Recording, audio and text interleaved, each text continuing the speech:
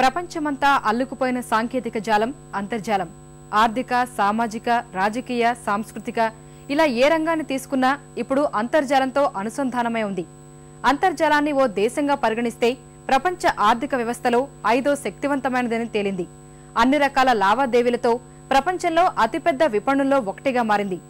ఎప్పటికప్పుడు కొత్తదనం సమాచార మార్పిడికి దేశాల మధ్య సరిహద్దులు చెరిపేసిన ఈ పరిజ్ఞానం వినియోగంలో భారత్ 2వ స్థానంలో ఉంది. అంతేనా, ప్రపంచ యవనికపై ఉద్యమాలకు అధునాతన వేదికగా సామాజిక వెబ్సైట్లు నిలుస్తున్నాయి. ఇప్పుడు అంతర్జాలం ప్రజల అంతరాళంలో నిలిచిపోతున్న నిత్యావసరంగా మారింది.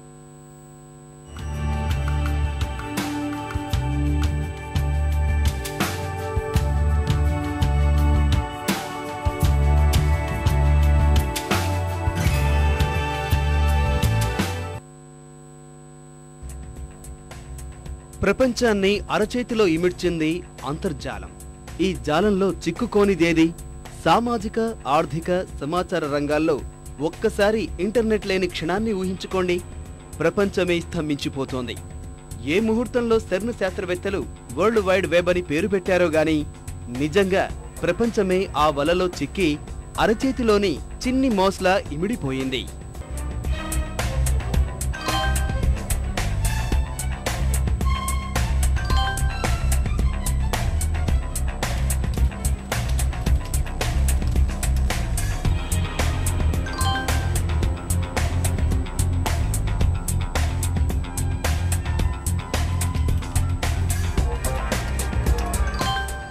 నిజానికి 1990 వరకు అంతర్జాలం అగ్రదేశాల్లో అధికార కార్యకలాపాలకే పరిమితమైంది. ఆ తర్వాతే ప్రపంచంలోకి దూసుకు వచ్చింది. అంతర్జాలం వస్తూనే పెను తుఫాను సమాచార విప్లవం సృష్టించింది.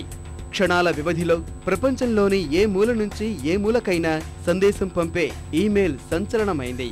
అక్కడి నుంచి ఇంటర్నెట్ కొత్త పుంతులు తొక్కుతూనే ఉంది. హాట్మెయిల్, యాహూ చాట్ కబుర్లు, వెబ్కామ్ ముచ్చట్లు సమాచార మార్పిడికి దేశాల మధ్య సరిహద్దులు చెరిపేశాయి. ఆ తర్వాత చాటింగ్ కోసమే పదుల సంఖ్యలో కొత్త వెబ్సైట్లు వెలిశాయి.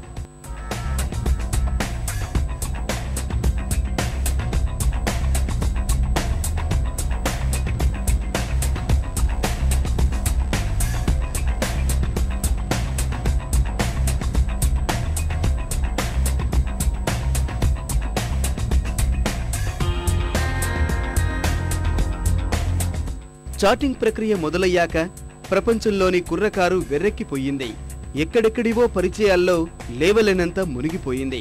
ఈమెయిళ్లు, వాయిస్ మెయిళ్ల దగ్గర నుంచి సామాజిక వెబ్సైట్ల వరకు ప్రతి మలుపు ఓ సంచలనమే. సగం ప్రపంచానికి ఆన్లైన్ వేదికైన ఫేస్బుక్, ఆర్కుట్, లింక్డ్ఇన్లు సమాచార విప్లవాన్ని ఉవ్వెత్తున తీసుకెళ్లాయి. ఈ రోజుల్లో అంతర్జాలంలో సామాజిక అనుబంధాలు లేని యువత చాలా అరుదు అని చెప్పాలి. ప్రపంచవ్యాప్తంగా 183 కోట్ల మంది నెటిజన్లుంటే అందులో సుమారు 15 కోట్ల మంది భారత్లోనే ఉన్నారు. వారిలో 80% మంది ఫేస్బుక్ ఖాతాదారులే. రోజుకు 3 కోట్ల ఈమెయిళ్లు సమాచారం చేరవేస్తున్నాయి.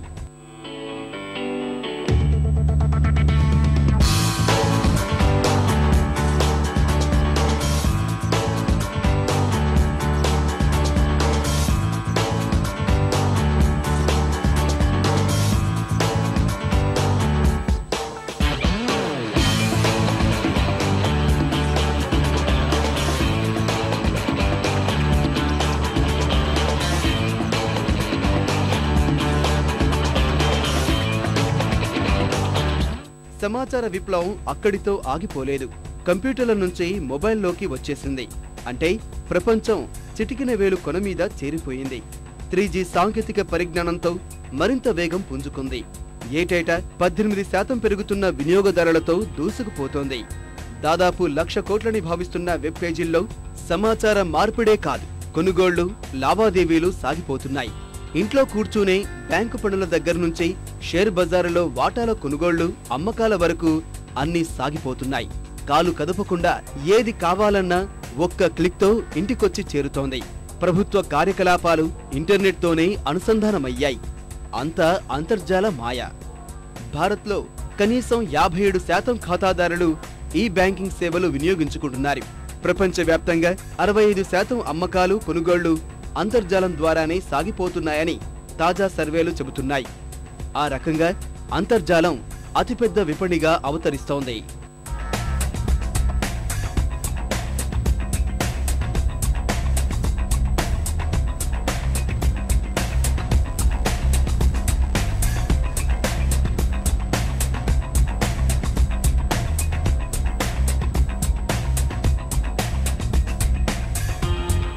ఈ రోజుల్లో కుర్రకారు మొబైళ్లలోనే అంతర్జాల వెదుకులాటలో నిమగ్నమైపోయారు.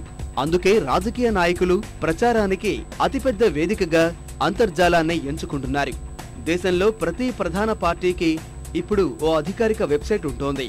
నిన్న మొన్నటి అమెరికా ఎన్నికల్లోనూ ఒబామా రోమ్నీ మధ్య హోరాహోరీ ప్రచార పోరు అంతర్జాలంలోనే సాగింది. కొన్ని కోట్ల మంది యువత ఆధునికతకు పెద్దపీట వేసే నాయకులకే ఓటు వేస్తున్నారు. అందుకు ఆ నాయకులను అంచనా వేసేందుకు ఇంటర్నెట్నే ఆశ్రయిస్తున్నారు. ఈ మధ్య యావత్ ప్రపంచంలోని అధినేతలనే వణికిస్తున్న అంశం ప్రజా పోరాటాలు. లిబియా, ఈజిప్టులతో పాటు ఎడారి దేశాలన్నింటికీ పాకిన స్వతంత్ర పోరాటాలు, నియంతల వెన్నులో వణుకు పుట్టించిన ఉద్యమాలకు లక్షల సంఖ్యలో యువత పాల్గొన్నారు. ఈ ఉద్యమాల్లో యువత సామాజిక వెబ్సైట్ల ద్వారా ఒకరికొకరు సమాచారం ఇచ్చుకొని ఉద్యమించిన వారే. ఆ రకంగా తమ ఉద్దేశాలను ప్రపంచానికి తెలియజేసే పోరాట వేదికగా అంతర్జాలం సరికొత్త అవతారమెత్తింది.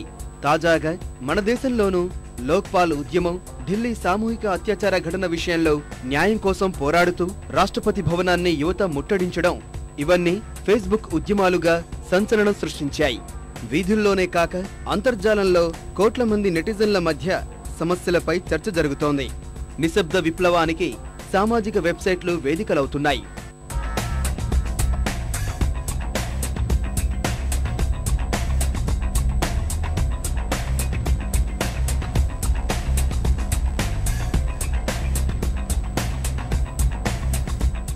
కొన్నాళ్లు పోయాక మనకు దినపత్రికలు కాగితాల రూపంలో కనిపించకపోవచ్చు.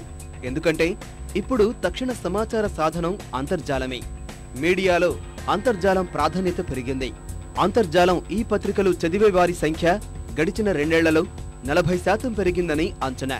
యూట్యూబ్ విప్లవం మొదలయ్యాక ప్రపంచవ్యాప్తంగా ఏ ఛానళ్ల ప్రసారాలనైనా వీక్షించే వెసులుబాటు వచ్చేసింది. ఇది అసలైన సమాచార విప్లవం అంటే. అంతర్జాలంలోనే ఉద్యోగాలు, సంపాదనలు, కళలు, విద్య, ఆటలు, పాటలు, చదువులు, పరీక్షలు, కార్యాలయాల్లో పనులు. ఎవరికేది కావాలంటే అది. అక్షయ పాత్ర లాంటి ఈ సాంకేతిక పరిజ్ఞానంతో సంచలనాలు సృష్టిస్తున్న వారు కోట్లకు పడగలెత్తారు. మైక్రోసాఫ్ట్తో బిల్ గేట్స్, గూగుల్, ఫేస్బుక్ జుకర్బర్గ్లు ఆ సైట్లు, ఉత్పత్తుల వల్లే ప్రపంచంలోని గొప్ప బిలియనర్ల జాబితాలో చేరారు. రక్షణ, ఆర్థిక, సామాజిక అంశాలు ఈనాడు ప్రపంచంలోని అన్ని వ్యవస్థలు అంతర్జాలంతో అనుసంధానమై ఉన్నాయి. ఇలాంటి అంతర్జాలం మన చేతికొచ్చి మాయ చేసి 30 ఏళ్లు పూర్తవుతున్నాయి. వచ్చే దశాబ్దంలో మరిన్ని అద్భుతాలు చూస్తామో.